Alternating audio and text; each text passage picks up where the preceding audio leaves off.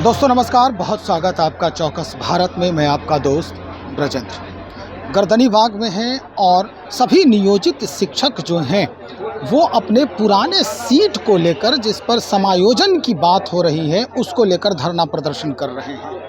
मेधा सूची बनाने की बात कर रहे हैं।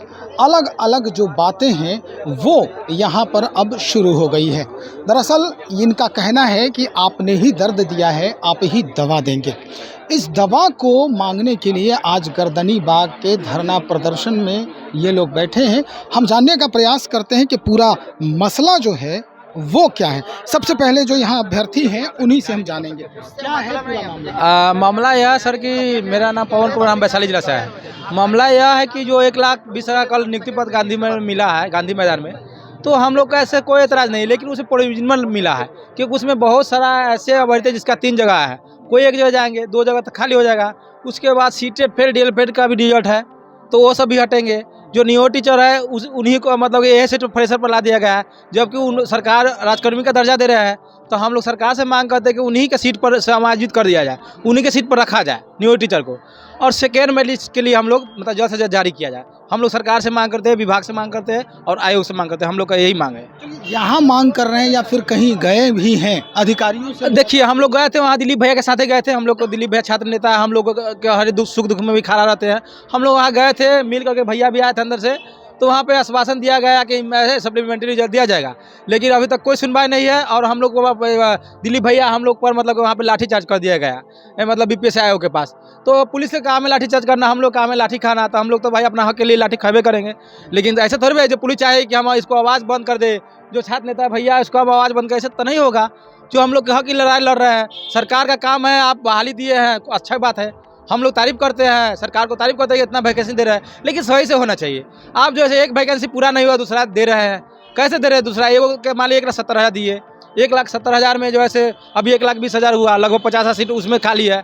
उसके बाद भी इसमें 1 लड़का का 3 जगह रिजल्ट है, तो इसमें अगर काउंट कीजिएगा तो उसमें चलेगा 70 से 80,000 पर चलेगा, बाकी 40,000 सीट खाली हो जा रहा है। तो उसको हम लोग का नाम मांग है कि सेकेंड लिस्ट जारी किया जाए, उसमें जोड़ा जाए। चलिए, तो अब सीधे बात करते हैं। छात्र नेता दिलीप है हमारे साथ, इन्हीं से बातचीत करते हैं। जिस तरह की स्थिति अब पैदा हो गई है अपने राज्य में, खास करके शिक्षा जो व्यवस्था है उसमें, एक तरफ नियुक्ति पत्र बांटे जा रहे हैं, दूसरे तरफ अनिश्चितता और असंतोष भी जागृत हो रही है। उसी महकमे में छात्र नेता के एवज में आपका जो जहन है वो क्या कहता है? देखिए, सबसे पहले तो जो नियुक्ति पत्र कल बांटा गया, तो उसके लिए सरकार को हम धन्यवाद देते हैं और तारीफ़ करते हैं सरकार की। जितनी सराहना की जाए कम है। इतने बड़े पैमाने पे वैकेंसी उन्होंने निकाला, नियुक्ति पत्र बांटा, जिसकी तारीफ आज पूरे देश में हो रही है। तो ये बिहार के लिए अच्छी बात है कि बिहार की चर्चा बाहर भी हो रही है। साथ ही हम सरकार से ये भी मांग कर रहे हैं कि जो इसमें विसंगतियाँ रही, त्रुटियाँ रही, उसको भी दूर किया जाए। और इसके लिए हम सरकार से ये मांग कर रहे हैं कि आप जितना भी नियुक्ति पत्र आप दिए हैं, यानी काउंसलिंग के बाद जो सिलेक्ट हुए हैं, उन सब लोगों की एक बार फिर से वेरिफिकेशन कीजिए, एक एक की वेरिफिकेशन कीजिए। विज्ञापन की शर्तों के अनुसार जिनका भी सर्टिफिकेट नहीं हो उन सबको बाहर कीजिए। नियोजित शिक्षक को उनके जगह पर ही संख्या माना जाए, संख्या के आधार पर, और जितना सीट खाली रहता है उसके लिए फिर से लिस्ट जारी किया जाए, ताकि जो अभ्यर्थी इसमें शामिल थे उनको नौकरी मिल सके अगर योग्यता उनके पास है। इस बाबत दिलीप जी कई बार आपने भी जो है हस्तक्षेप किया है, अधिकारियों से बातचीत हुई है आपकी। अभ्यर्थी यहाँ तक कह रहे हैं कि आपने भी लाठी खाई है इस मुद्दे को लेकर के, और अभ्यर्थी भी खाए हैं। क्या इस बार भी आप इसको लेकर कहीं जाएंगे अधिकारी के पास, नेताओं के पास?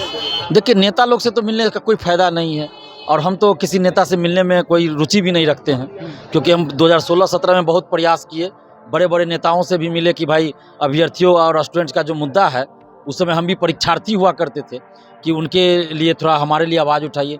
लेकिन देख लिए कि सब सिर्फ गुमराह कर रहे हैं, बेवकूफ़ बना रहे हैं, राजनीतिक रोटी सेक रहे हैं। तो हमने अब किसी भी नेता के यहाँ जाना छोड़ दिया और हमने संघर्ष का रास्ता अख्तियार किया, युवाओं को एकजुट करना शुरू किया और आंदोलन किया। और आंदोलन के बदौलत जो भी होता सुधार हुआ, जो भी हुआ आंदोलन की वजह से हो रहा है। तो हम आंदोलन का रास्ता अख्तियार करते हैं, सरकार पे दबाव बनाकर अपनी बातों को रखते हैं कि सरकार और भर्ती आयोग मान ले। अभी भी हम प्रयास करेंगे BPSC के अधिकारियों से संपर्क करने का, BPSC के चेयरमैन से संपर्क करने का, शिक्षा विभाग के अधिकारियों से भी संपर्क करने का, लेकिन शिक्षा विभाग के अधिकारी लोग मिलना नहीं चाहते हैं। तो ये अलग बात है। अब सरकार का दायित्व बनता है कि भाई हम लोग मीडिया के माध्यम से बात को रख रहे हैं, यहाँ धरना पे बैठे हैं, तो सरकार का दायित्व है कि भाई अपने प्रतिनिधि को खुद भेजे वो, कि हाँ जाइए क्या मांग है उनका सुनिए। हम लोग तो जा ही रहे हैं, हम लोग तो सरकार के पास जाते हैं तो लाठी मार के भगा दिया जाता है। शिक्षा विभाग उस दिन गए, लाठी मार के भगा दिया गया। बीपीएससी ऑफिस के बाहर बदसलूकी मेरे साथ की गई, अब शब्दों का प्रयोग किया गया, मेरे लिए गला दबाया गया।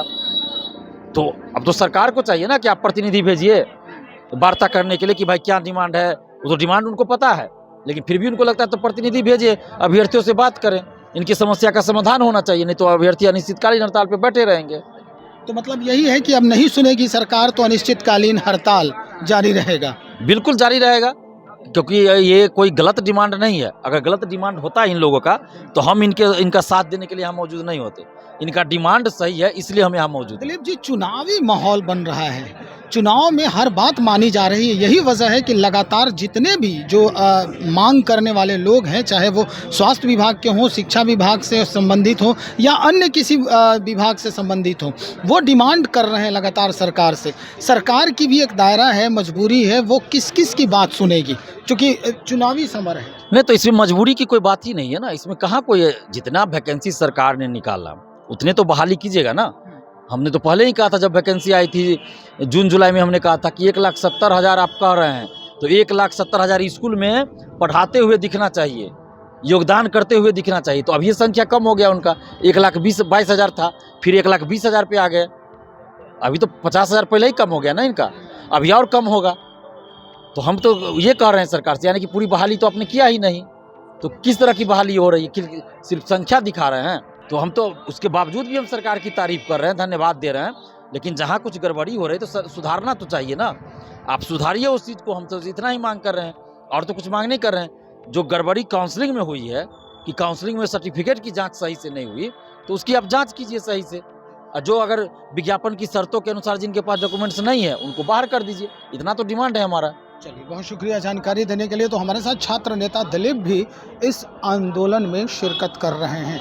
पैच तो निश्चित तौर पे ये आंदोलन आज से नहीं, लेकिन कई बार भी जो है वो सरकार के नज़र में पहुंच चुका है। छात्र नेता दिलीप भी लाठी के शिकार हुए हैं, सरकारी लाठी के, और ये आंदोलनरत जो अभ्यर्थी हैं वो भी इसके शिकार हुए हैं।